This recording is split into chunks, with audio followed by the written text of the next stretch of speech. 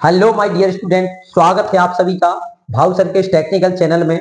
और हम आपके लिए लेकर के आ गए हैं फिजिक्स की सेकंड वीडियो, जिसमें क्लीन हो गया। Oh my God, how this is possible. हाँ, तो हम लेकर के आए हैं आपके लिए सेकंड चैप्टर, जो कि 2025 की बोर्ड परीक्षा के लिए बहुत ही महत्वपूर्ण प्रश्न यहां से आपको देगा। तो हम टाइम ना लगाते हुए जल्दी से शुरू करते हैं। हमारा पहला टॉपिक जो है वो है घन कोण। घन कोण किसे कहते हैं? तो किसी भी ठोस वस्तु के, जैसे हमारे पास ये है, इस ठोस वस्तु के पृष्ठीय क्षेत्रफल द्वारा इसके केंद्र पर अंतरित कोण क्या होगा? घन कोण। किसी भी ठोस वस्तु के एकांक पृष्ठीय क्षेत्रफल द्वारा उसके केंद्र पर अंतरित कोण क्या होता है? इधर जो कोण अंतरित होगा वो क्या होगा? घन कोण। और घन कोण का जो मात्रक होता है वो बच्चों आप याद करेंगे, मात्रक होता है स्टेरेडियन। स्टेरेडियन। नोट्स बनाते जाएं, बहुत ही शॉर्ट नोट्स आपको मिलने वाले हैं और ये बिल्कुल रट्टा मार क्लास होने वाली है। 10 मिनट में पूरा चैप्टर फिनिश होगा, तो बच्चे बने रहें। हाँ, तो स्टेरेडियन, और इसका जो फॉर्मूला है वो है DA cos theta upon R square. संपूर्ण पृष्ठ द्वारा ठोस के केंद्र पर अंतरित कोण तो वो होता है बच्चों 4 पाई। क्या होता है? 4 पाई, 4 पाई खटिया। ध्यान रखना कितना? 4 पाई। ओके, दूसरा, ठीक है, अगला टॉपिक, और वो हमारा है क्षेत्रफल सदिश। Okay, this is very nice topic. क्षेत्रफल सदिश, वेक्टर, एरिया वेक्टर। ओके, तो क्षेत्रफल सदिश क्या है? किसी भी क्षेत्रफल के अभिलंबवत खींचा गया एकांक सदिश। क्षेत्रफल के अभिलंबवत खींचा गया एकांक सदिश क्षेत्रफल सदिश कहलाता है। यहां पर क्या है? एन कैप, जो कि एकांक सदिश है, और ए क्या है? परिमाण है इस क्षेत्रफल का। तो क्षेत्रफल के अभिलंबवत खींचा गया एकांक सदिश क्षेत्रफल सदिश कहलाता है। ठीक है, आगे हम देखते हैं। और ये इंपॉर्टेंट यहां टॉपिक है वैद्युत फ्लक्स। इसको बड़े अच्छे से ध्यान रखेंगे आप। IMP important. वैद्युत फ्लक्स क्या है? तो वैद्युत क्षेत्र में, ये देखिए हमने बल रेखाएं खींची हैं। बल रेखाएं क्या प्रदर्शित करती हैं? वैद्युत क्षेत्र। और वैद्युत क्षेत्र में स्थित किसी काल्पनिक पृष्ठ से गुजरने वाली बल रेखाओं की संख्या। वैद्युत क्षेत्र में स्थित किसी काल्पनिक पृष्ठ से गुजरने वाली बल रेखाओं की संख्या वैद्युत फ्लक्स कहलाती है। फाई ई बराबर फॉर्मूला EDA cos थीटा। सूत्र याद कर लेंगे, फाई ई बराबर EDA cos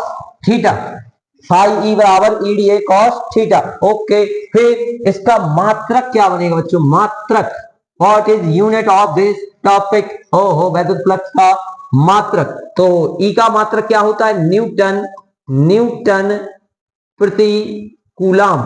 और क्षेत्रफल का मात्रक मीटर स्क्वायर। तो ये बन गया न्यूटन मीटर स्क्वायर और अपॉन में कूलम। ठीक है, फिर इससे आगे हम चलते हैं तो हम देखते हैं कि ये बहुत ही इंपॉर्टेंट टॉपिक है, जो कि हर बार पूछा जाता है, और इसका नाम है गॉस की प्रमेय। तो बहुत ही शॉर्ट ट्रिक में हम आप इसको बताने वाले हैं। हम आपको बताने वाले हैं। ठीक है, तो गॉस की जो प्रमेय है वो क्या है? फॉर्मूला आपको भी याद होगा गॉस की प्रमेय का, क्योंकि आपको बोर्ड की परीक्षा देनी है तो आपने रट लिया होगा। फाई ई बराबर EDA cos theta equal Q upon epsilon not. लेकिन इसको प्रूव कैसे करेंगे? तो ये हम आपको इसी वीडियो में बताने वाले हैं, क्योंकि ये भी बहुत मोस्ट है। ठीक है, तो किसी भी बंद पृष्ठ से निर्गत फ्लक्स, उसमें उपस्थित आवेश का 1 अपॉन एप्सिलॉन नॉट गुना होता है। किसी बंद पृष्ठ से निर्गत फ्लक्स, उसमें उपस्थित कुल आवेश का 1 अपॉन एप्सिलॉन नॉट गुना होता है। हम डायग्राम बना लेते हैं। ये हमने ले लिया क्षेत्रफल सदिश, और वैद्युत क्षेत्र की दिशा भी यहीं इसी ओर रहेगी। ये हमने केंद्र ले लिया जहां पर Q आवेश रखा हुआ है। तो यहां से हम इसकी करेंगे उपपत्ति या निगमन, या कहें हम निगमन। तो निगमन कैसे करना है? निगमन मींस डेरिवेशन। तो डेरिवेशन हम करेंगे। हाँ, तो हम इसमें याद रखेंगे फॉर्मूला फाई ई बराबर क्लोज इंटीग्रेशन ई डीए कॉस थीटा। चूंकि क्लोज इंटीग्रेशन किस लिए लगा है, क्योंकि ये बंद पृष्ठ है, बंद पृष्ठ से निर्गत फ्लक्स। ओके ठीक है, तो फाई ई बराबर, हमने ई का एक फॉर्मूला पढ़ा था पिछले चैप्टर में, वो हम इधर रखेंगे। क्या रखेंगे, 1/4 pi epsilon naught Q upon R square, जहां आर क्या है इसकी त्रिज्या, आर क्या है त्रिज्या। Okay, into D A cos theta. फिर आगे अगले स्टेप में हम इसमें से कांस्टेंट राशि को बाहर निकाल लिए, 1/4 pi epsilon not into Q बाहर निकाले। इंटीग्रेशन के भीतर क्या रहा, D A cos theta upon में आर स्क्वायर। इतने को तो बताया था हमने। ठोस का संपूर्ण घनकोण कितना था, 4 पाई, तो 1/4 pi epsilon naught Q into 4 पाई, 4 पाई से 4 पाई कैंसिल हुआ, फाई ई बराबर क्या बचा, Q upon epsilon not. Oh my God, इतना सरल, हाँ इतना ही सरल है बस। 1 2 3 4 और 5वें स्टेप में डेरिवेशन सिद्ध हो गया, हैंस प्रूव्ड, HANCEPROVED। ठीक है, तो ये तो आपको आना ही आना चाहिए। चलिए आगे चलते हैं हम, और इसके अनुप्रयोग, गॉस के नियम के अनुप्रयोग, गॉस के नियम के अनुप्रयोग, ये काला काला पेन चल रहा है, अनुप्रयोग। ओके, हम इसको लाल लाल चलाएंगे। ठीक है, हमने गुलाबी गुलाबी कर लिया। ओके, और इसको तो व्हाइट ही रहने दो। फिर हाँ, तो हमारा जो टॉपिक है पहला वो है, ये अच्छा नहीं लग रहा है, हमने पीला ले लिया। ठीक है, तो ये है अनंत लंबाई के धारावाही चालक तार के कारण वैद्युत क्षेत्र की तीव्रता, अनंत लंबाई के धारावाही चालक तार के कारण वैद्युत क्षेत्र की तीव्रता। फटाफट इसका हम डायग्राम बनाते हैं।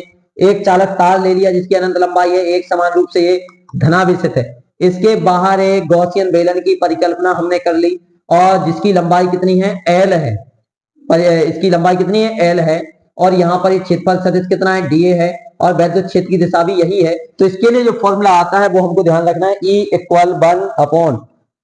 1/4 pi epsilon naught 2 lambda upon में आर।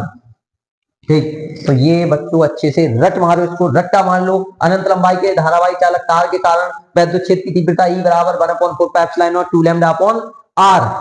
ये डेरिवेशन भी आपको आना चाहिए, और ये फॉर्मूला तो आपको रटना ही रटना है, इंपॉर्टेंट है। चलिए आगे अगला टॉपिक, तो अगला टॉपिक है अनंत रूप से आवेशित, अनंत, ओ माय गॉड अनंत लिखना भूल गए, अनंत रूप से आवेशित, अनंत आवेशित समतल अचालक चादर या प्लेट के कारण वैद्युत क्षेत्र की तीव्रता। तो इसके लिए हम याद रखेंगे बच्चों, हमने कोई भी एक चादर ले ली या प्लेट ले ली जो कि एक समान रूप से आवेशित है, पूरे पर कैसा आवेश है, धनावेश है, ये हमने दिखा दिया धनावेश। ओके ठीक है, अब हम इसमें परिकल्पना करेंगे, और परिकल्पना दो तरह से कर सकते हैं। एक ये कि जब गॉसियन बेलन चादर के बाहर है, गॉसियन बेलन चादर के कहां है, बाहर है, तो ऐसी कंडीशन में E बराबर आएगा कितना, 0। E बराबर कितना आएगा, 0। क्या क्या लिखा जा रहा है बताओ, E बराबर क्या लिखना है, 0। फिर दूसरा, जब गॉसियन बेलन अचालक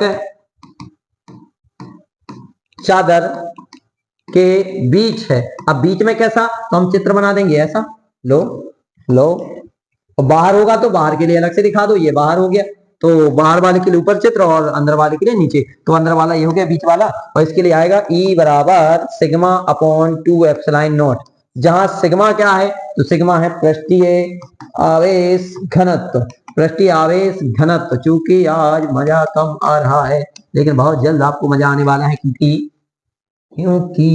हम पढ़ने वाले हैं अनंत आवेशित समतल चालक प्लेट के कारण वैद्युत क्षेत्र की तीव्रता ठीक है। तो जब हमारे पास कोई चालक प्लेट है तो चालक प्लेट के कारण से हमको वैद्युत क्षेत्र की तीव्रता ज्ञात करनी है। तो इसमें हम ध्यान रखेंगे कि ये जो प्लेट है ये इस तरह से काम करेगी। मान लीजिए दो समतल चादर हैं, तो इसके कारण से जो वैद्युत क्षेत्र की तीव्रता आती है वो आती है E बराबर sigma upon epsilon not. E बराबर सिग्मा अपॉन एप्सिलॉन नॉट। अब हम चलते हैं इस चैप्टर के अंतिम और लास्ट टॉपिक पर, और वो है आवेशित गोलीय कोश के कारण वैद्युत क्षेत्र की तीव्रता। ठीक, तो एक हमारे पास क्या है, गोलीय कोश है। ओके, हमने ले लिया I1 बन गोलीय कोश, I1 बन गोलीय कोश। ओके, तो हमने एक गोलीय कोश ले लिया। फिर इस गोलीय कोश को एक समान रूप से क्या किया गया है, आवेशित। चूंकि आवेश को हम दिखाएंगे बाहर क्योंकि आवेशित गोलीय कोश है, तो ऐसे। अब इसमें ये हमारे ऊपर डिपेंड है कि हम यहाँ कहां परिकल्पना कर रहे हैं। यदि गॉसियन बेलन को हम बाहर मान रहे हैं तो ये पहली कंडीशन बन गई। जब गॉसियन बेलन नहीं, सॉरी, पृष्ठ, गॉसियन पृष्ठ आवेशित कोश के बाहर है, आवेशित कोश के बाहर है, तो ऐसे में E बराबर हमारा जो फॉर्मूला बनेगा वो क्या बन जाएगा। तो यहां पर देखिए, ये त्रिज्या हम मानते हैं स्मॉल r और ये त्रिज्या मानते हैं कैपिटल R। तो E बराबर हमारे पास फॉर्मूला बनेगा 1/4 pi epsilon not Q upon, और ये जो डिस्टेंस है कैपिटल R स्क्वायर। फिर दूसरा इसका एक और फॉर्मूला बनता है sigma upon epsilon not R square upon capital R square. तो ये दो फॉर्मूले हमको याद रखना है। लेकिन वहीं जब ये पृष्ठ को छोटा करके कहां लिए लाया जाए, गॉसियन पृष्ठ को छोटा करके कोश पर लाया जाए, तो जब गॉसियन पृष्ठ कहां हो, गॉसियन पृष्ठ आवेशित